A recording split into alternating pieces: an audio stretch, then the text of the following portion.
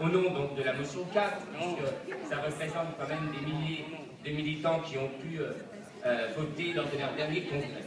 Moi, je voudrais justement, au nom de tous ces militantes et militants du Parti socialiste, rappeler que nous avons connu un moment de forte colère lorsque nous avons appris l'affaire Cahuzac. Et si nous discutons dans nos différentes sections, on voit très bien aujourd'hui cette colère qui monte de la part de nos militants et de nos militantes. Et je voudrais tout de même ici remercier, parce que l'un d'entre nous a trouvé les mots forts pour représenter cette colère et pour nous permettre de nous exprimer à travers ces mots.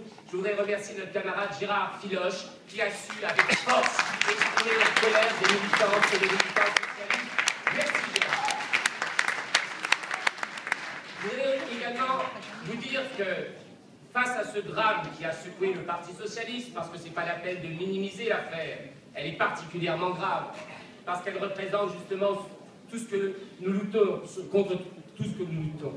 Donc je voudrais vous dire qu'il y a une arme essentielle pour nous, socialistes, face à ces drames, de façon à ce que ça ne se reproduise pas. Cette arme, c'est de rappeler, et de rappeler toujours ce que nous sommes. Nous sommes socialistes, et c'est ça qu'il faut rappeler. Nous avons un engagement, nous sommes là pour défendre les droits sociaux, nous sommes là pour défendre les combats, les luttes sociales. Nous avons défendu cela pendant des générations.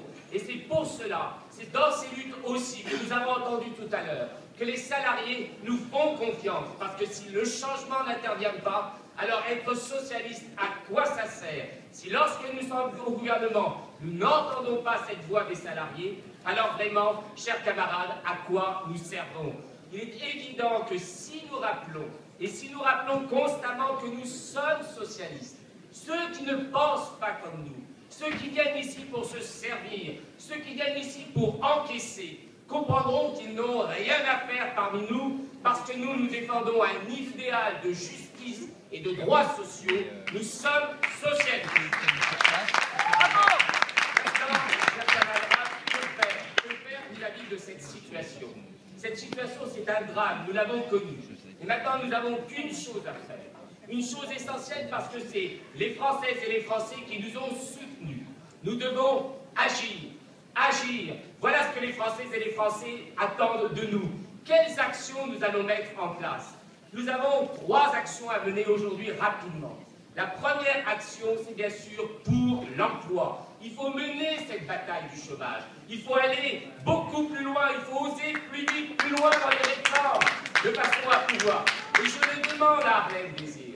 Arlène, depuis des semaines, nous te demandons d'ouvrir une grande conférence entre nous socialistes et ouverts sur l'Asie extérieure, les États généraux de l'emploi. Armons-nous, mobilisons-nous autour de cette question. Les Françaises et les Français attendent de nous que nous portions des réformes possibles. Et si nous n'ouvrons pas ce débat entre nous et avec la société, à quoi encore, une fois, servons-nous, nous, le Parti socialiste? Si c'est simplement pour nous réunir et pour nous dire on est tous gentils, on est tous beaux, on aime bien le gouvernement, mais les Françaises et les Français ne nous écouteront pas. Montrons que nous travaillons, que nous voulons écouter, que nous voulons proposer des nouvelles réformes. Ne fermons rien dans les nouvelles réformes. Regardons, écoutons, c'est cela que nous attendons. Et puis, agir. Agir, c'est aussi préparer les élections municipales qui vont venir. C'est vrai que, non, je ne suis pas d'accord. Non, il ne faut pas un coup de balai. Parce que des milliers et des milliers d'hommes et de femmes dans les différentes municipalités françaises travaillent au quotidien, ici pour ouvrir une école, ici pour créer du logement, ici pour refaire une route. Tous ces élus municipaux qui travaillent dans la réalité du quotidien, les Françaises et les Français le savent. Ils sont avec eux pour les soutenir, pour travailler pour que leur vie soit meilleure au quotidien dans les espaces, pour se battre aussi pour les logements. Et bien, puisque nous sommes à Paris, permettez-moi d'apporter un soutien particulier à une femme de terrain, pas ces politiques de salon, pas ces politiques d'ambition. Il n'y a pas de marche à descendre à Paris. Non, une femme de terrain, et je voudrais apporter tout mon soutien à Paris, à Anne, dans le combat qu'elle va mener. Bravo à nos amis. Enfin, sur les combats que nous avons menés, il y a bien sûr la question de l'Europe. Oui, nous avons, nous, un regard particulier sur l'Europe. Quand nous regardons l'Europe, je suis désolé, mais quand nous, socialistes, nous regardons l'Europe, nous ne pouvons pas nous tourner vers l'Europe des marchés. Ce n'est pas cette Europe-là qui nous intéresse. Qu'est-ce que c'est l'Europe dans la mondialisation? L'Europe, c'est un espace de progrès. C'est un modèle social dans le monde. Face à tous ces pays émergents, l'Europe a quelque chose à dire.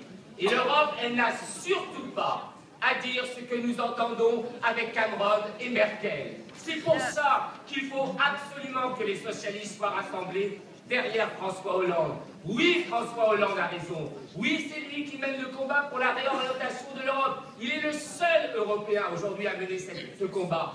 Alors évidemment, il a besoin de nous, de notre soutien. Et il faut pleinement accorder tout notre soutien. Voilà, mes camarades. C'était juste ici une petite intervention rapide pour rappeler les combats que nous avons menés. Et ces combats que nous allons mener, nous allons les mener avec les militants et les militants socialistes. Merci. Bravo!